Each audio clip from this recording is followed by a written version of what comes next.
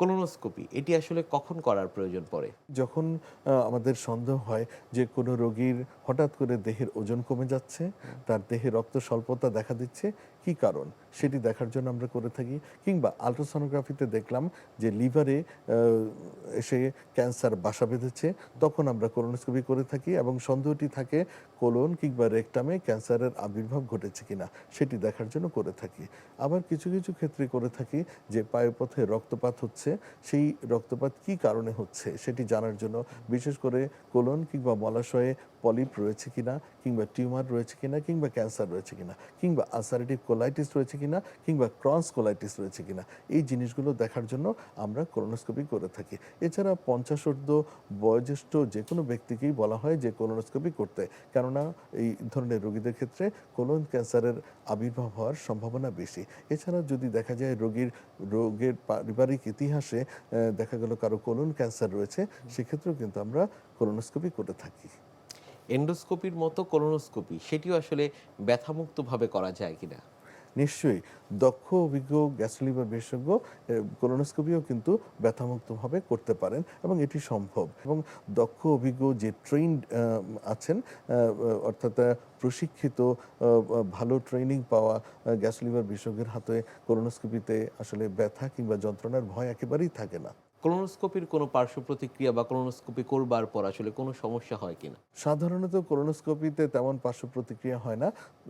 আর colonoscopy করার পরেও তেমন সমস্যা দেখা দেয় না। তবে ২-১টি জায়গায় হতে পারে, যদি কারো ক্রনিক কিডনি ডিজিজ থাকে, তাকে যখন বাওয়েল ক্লিনজিং করা হয়, অর্থাৎ আমরা পুরো বাওয়েলটি অর্থাৎ মলাশয় এবং কোলনটি আমরা পরিষ্কার করতে যাই, সেক্ষেত্রে আমরা কিছু লিকুইড ব্যবহার করি, বিশেষ করে ম্যানিটল জাতীয় লিকুইড, আমরা ল্যাকটুলোজ জাতীয় জিনিসগুলো।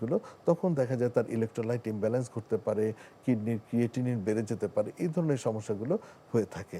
আবার কারো কারো ক্ষেত্রে দেখা যায় যে প্রচণ্ড ডায়রিয়া হয়ে যায়, ইলেকট্রোলাইট ইমব্যালেন্স হয়, এগুলো কিছু পার্শ্ব প্রতিক্রিয়া। সেক্ষেত্রে আমরা যেটি করি তাকে প্রচুর ওরসালাইন খেতে বলি কিংবা আইভি ফ্লুইড আমরা দিয়ে থাকি, সেগুলো মিনিমাইজ করা সম্ভবপর হয়। কিংবা দেখা যায় কারো কোমরবিড কন্ডিশন থাকে, অন্য বড় ধরনের রোগ থাকে, ডায়াবেটিস থাকে, তাদের ক্ষেত্রে কিছু সমস্যা থাকে। তবে যেহেতু একজন বিশেষজ্ঞ চিকিৎসক নিজেই কোলোনোস্কোপি করেন এবং তার তত্ত্বাবধানে হয়, তিনি আসলে সামগ্রিক অবস্থা বিবেচনা করেই কোলোনোস্কোপি করেন, সেক্ষেত্রে পার্শ্ব প্রতিক্রিয়া তেমন থাকে না। কোলোনোস্কোপি করতে সাধারণত কতটুকু সময়ের প্রয়োজন হয়ে থাকে? প্রশিক্ষিত এবং দক্ষ অভিজ্ঞ গ্যাস্ট্রো-লিভার বিশেষজ্ঞের হাতে কোলোনোস্কোপি করতে ৪ থেকে ৫ মিনিটের বেশি সময় লাগার কথা নয়। কেননা যিনি অভিজ্ঞ তিনি আসলে বুঝেন কিভাবে করতে হবে।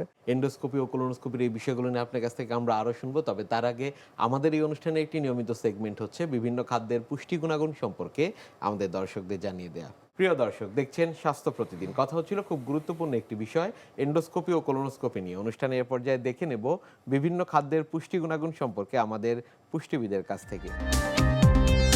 সবসময় বলাই হয়ে থাকে আপনি আপনার শরীরের ইন্টারনাল অঙ্গ প্রত্যঙ্গ যেগুলো আছে সেগুলো যদি ভালো রাখতে চান, তাহলে অবশ্যই আপনাকে একটি হেলদি ডায়েটারি গাইডলাইন মেনে চলতে হবে। একটি অঙ্গকে ভালো রাখার জন্য বেশ কিছু খাবারের বা ডায়েটারি মডিফিকেশন আমরা বলে থাকি। তো সেই ক্ষেত্রে কোলন ভালো রাখার জন্য সবার প্রথমে যদি বলতে হয়, প্রচুর পরিমাণে পানি এবং পানি সমৃদ্ধ ফলমূল শাকসবজি গ্রহণ করতে হবে। কেননা কোলন ভালো রাখার জন্য পানি বা জলীয় খাবারের কিন্তু কোনো বিকল্প নেই। সেই জন্য প্রতিদিন ৮ থেকে ১০ গ্লাস পানি পান করতে হবে। বিভিন্ন ধরনের ফলমূল শাকসবজি, বিশেষ করে সিজনাল ফলমূল শাকসবজি যেগুলো আছে সেগুলোতে কিন্তু পানির পরিমাণ খুব ভালো পরিমাণে থাকে। সেটি শীতকাল হোক বা গ্রীষ্মকাল, যখনই হোক না কেন আপনি চেষ্টা করবেন পানি সমৃদ্ধ ফলমূল শাকসবজি রাখার জন্য।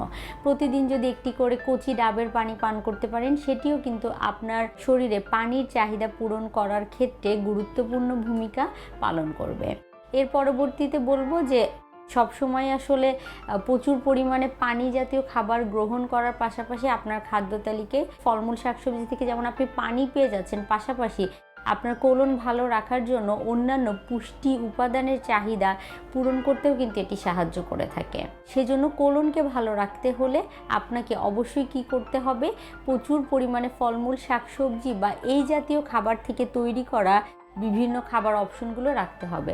সকালে ব্রেকফাস্টে অবশ্যই একটি সবজির আইটেম রাখার চেষ্টা করবেন। মধ্য সকালে যখন খাবার গ্রহণ করবেন তখন একটি মিষ্টি ফল রাখলেন, আবার দুপুরে খাবারে শাকের একটি আইটেম রাখলেন, সবজির একটি আইটেম রাখলেন, বিকেলবেলায় যে কোনো একটি ফল বা টক ফল আপনি গ্রহণ করে ফেলতে পারেন। রাতের খাবার হিসেবেও রাতের খাবারের সাথে আপনি রাখার চেষ্টা করবেন যে কোনো সবজির একটি আইটেম। তাহলে দেখা যাবে যে আপনার কোলন হেলদি রাখতে সেটি সাহায্য করবে। কোন খাবারগুলো এড়িয়ে চলতে হবে? অতিরিক্ত প্রসেসড ফুড বা প্রক্রিয়াজাতকৃত খাবার যেগুলো আছে, যেমন আমরা সবসময় বলে থাকি যে রিফাইন্ড আটা যেগুলো আছে সেগুলো এড়িয়ে চলতে হবে।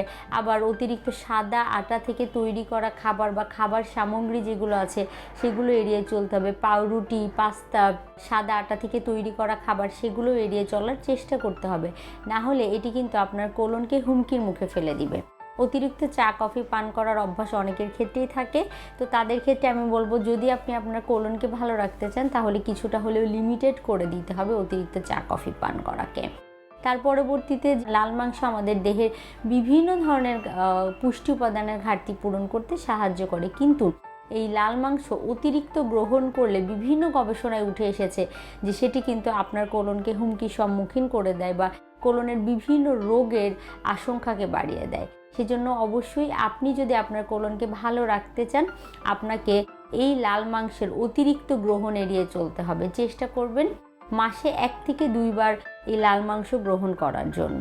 আর অতিরিক্ত তেল মশলা জাতীয় খাবার এড়িয়ে চলতে হবে, বাহিরে ডুবো তেলে ভাজা খাবার আর সিম্পল সুগার বা যেগুলো আছে দেখা যায় সফট ড্রিঙ্কস, কোল্ড ড্রিঙ্কস বা পেস্ট্রি, কেক, পাউরুটি এগুলো খেতে আমরা অনেকেই পছন্দ করি, এগুলোও কিন্তু এড়িয়ে চলতে হবে। কেননা এই সিম্পল সুগার যেগুলো আছে সেগুলো কোলনের রোগের ঝুঁকিকে বাড়িয়ে দিয়ে থাকে। সেজন্য আপনাকে অবশ্যই আমি যেটি মেনশন করে দিলাম যেই খাবারগুলোর কথা, সেই খাবারগুলোকে অবশ্যই গাইডলাইন হিসাবে মেনে নিয়ে সেই অনুযায়ী চলতে হবে। তাহলে কিন্তু খুব সহজেই আপনি আপনার কোলনকে ভালো রাখতে পারবেন। শুধু কোলন না, আপনি আপনার দেহের অন্যান্য অঙ্গ প্রত্যঙ্গকে ভালো রাখতে চাইলেও এই টিপসগুলো কিন্তু মেনে চলতে পারেন। তাহলে দেখা যাবে কোলনের পাশাপাশি দেহের ইন্টারনাল বিভিন্ন অর্গান ভালো রাখতে এগুলো সাহায্য করবে।